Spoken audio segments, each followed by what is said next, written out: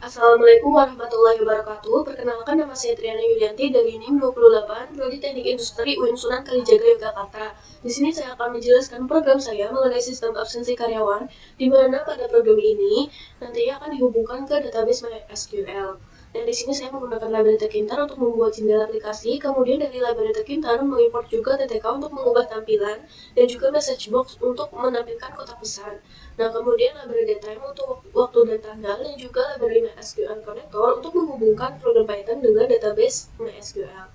Nah, di sini juga ada program untuk menghubungkan data ke database, yaitu pertama membuat koneksi antara program Python dengan database MySQL. Di sini ada alamat user, kemudian nantinya user akan diminta untuk menginputkan nama atau user dan juga password. Nah, jadi ketika kita masuk ke dalam website, pengguna hanya perlu untuk memasukkan user yaitu root.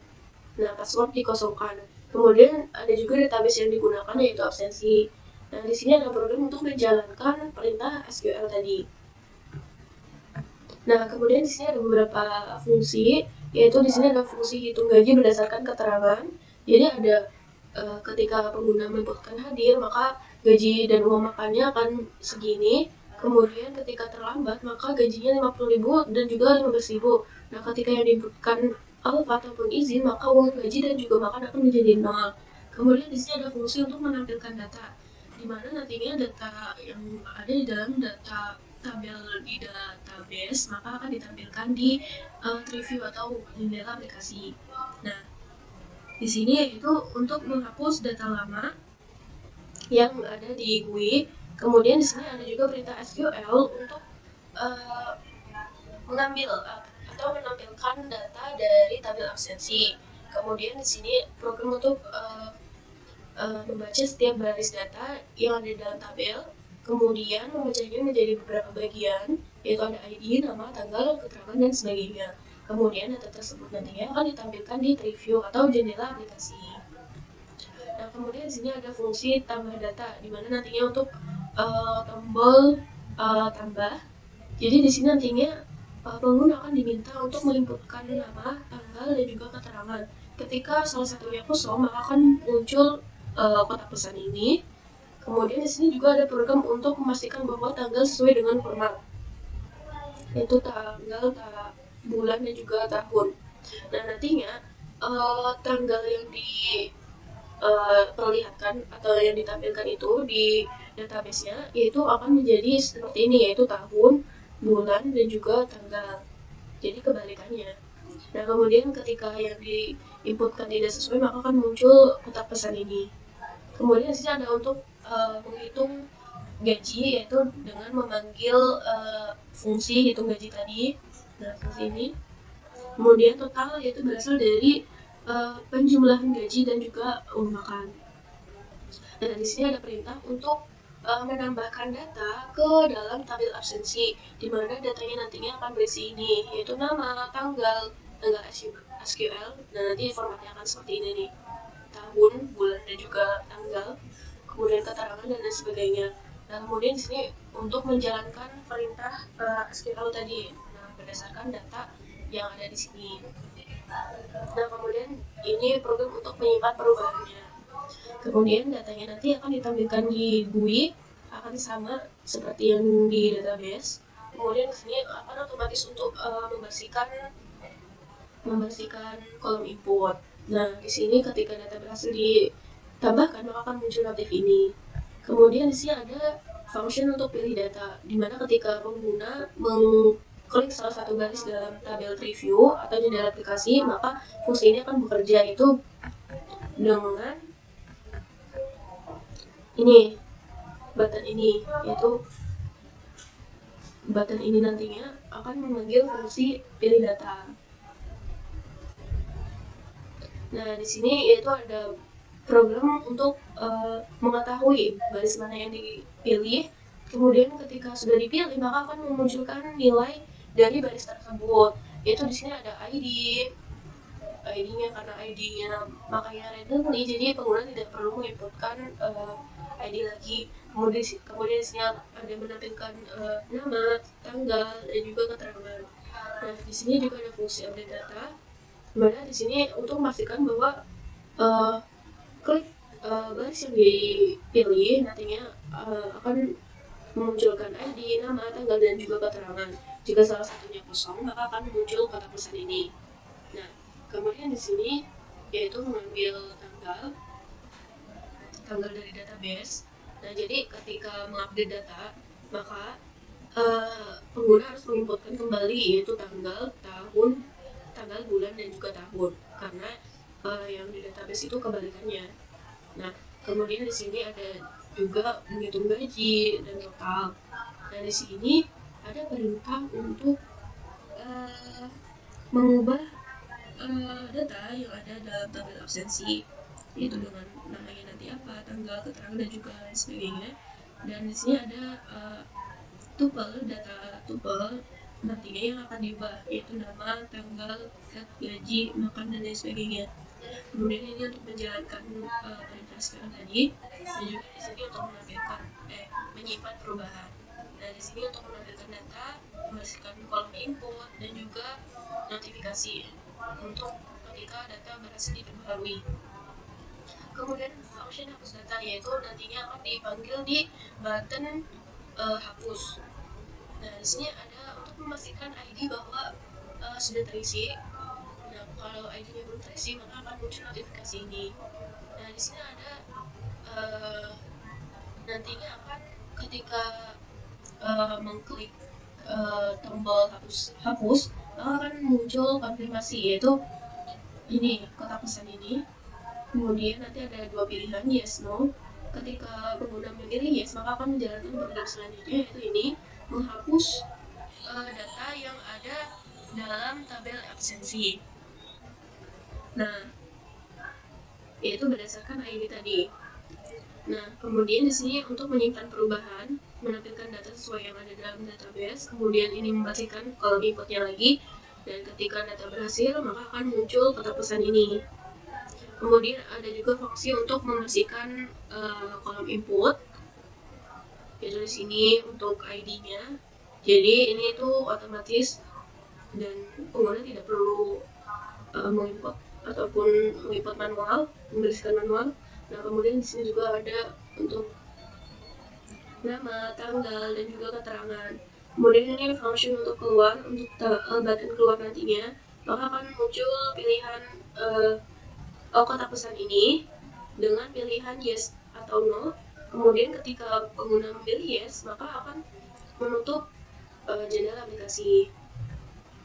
Nah, di sini untuk membuat tampilan jendela aplikasinya, yaitu menggunakan ada membuat jendela, kemudian judul, ukuran, terus juga ini backgroundnya. Kemudian di sini ada juga untuk mengatur temanya, supaya misal pakai klaim supaya bisa berubah mengganti warnanya.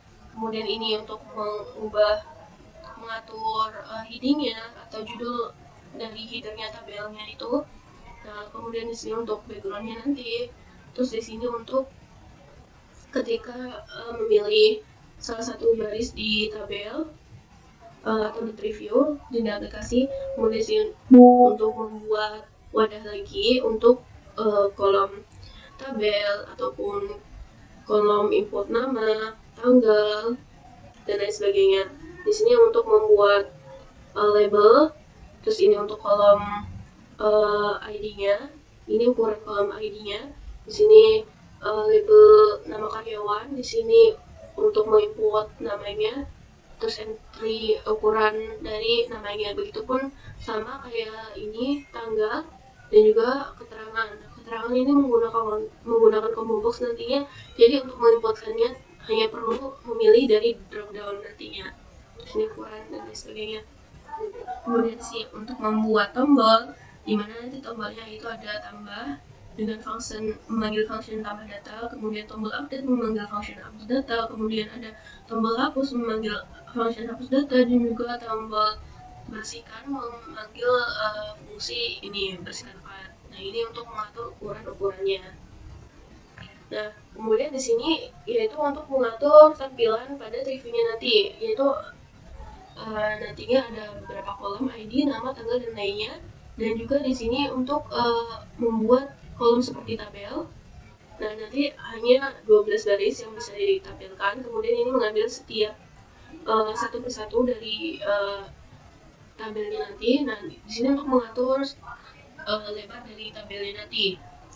Bisa lebar total yaitu 100.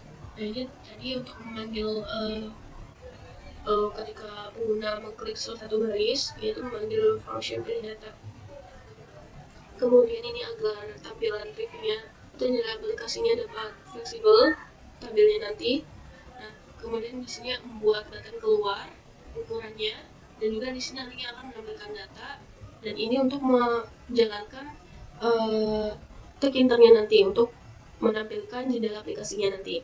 Nah, mungkin kita langsung coba, yaitu dengan mengklik tombol segitiga yang ada di sebelah kanan atas. Nah, ini bakal muncul error. Karena apa? Karena kita belum menyambungkan dengan Laragon. Nah, untuk menyambungkan dengan Laragon, kita perlu download dulu website-nya, yaitu phpMyAdmin, yaitu dengan klik close, terus quick add, dan juga ini mendownload phpMyAdmin. Nah, kalau sudah mendownload ini, kita perlu ke database langsung, bisa ke database. Nah, kemudian akan muncul websitenya. Nah, tadi kan kita makanya ini ya, pakai absensi, database absensi. Lalu kita pilih absensi yang sudah ada. Nah, di sini kita sebenarnya bisa buat lagi create new dan lain sebagainya. Tapi kita kalau sudah buat, langsung aja ke data absensi. Dan di sini strukturnya ada ID, integer, nama, tanggal, keterangan gaji, dan lain sebagainya. Nah, kemudian di sini kita kembali lagi ke browse. Nah, ternyata di sini tuh udah ada beberapa data, yaitu ada 4 per data. Nah, kita coba langsung untuk menjalankan program, apakah ini akan berhasil. Nah, maka akan dijalankan, program akan berhasil dijalankan. Nah, kemudian kita coba untuk menginputkan data. Bisa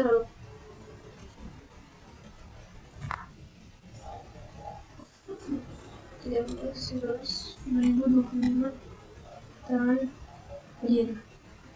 Nah, kita tambah klik tombol, maka akan muncul kotak pesan. Nah, ketika kita mungkin ingin mengupdate, misalnya ini, kita perlu hanya mengklik salah satu baris. Nah, di sini format tanggalnya kan masih ini ya, masih tahun, bulan, tanggal. Nah, di situ nggak bakal ke-update. Misalnya, update. Nah, tetap sama kan? Jadi kita harus mengubah format tanggalnya dulu. 11, 2020. Misal izin. Dan maka otomatis akan terupdate juga. Nah, kita coba lihat di websitenya, apakah di sini akan terupdate juga. Nah, tadi ya akan terupdate juga kan, izin. Nah, kemudian mungkin kayak gini aja. Nah, di sini untuk coba menghapus data. Nah, tinggal klik salah satu baris, kemudian kita pilih tombol hapus. Nah, kita klik yes, data berhasil disimpan, kotak pesannya data berhasil disimpan. Nah, tadi Y yang dihapuskan ya, maka di sini juga akan kehapus. Nah, tadi data yang Y nggak ada.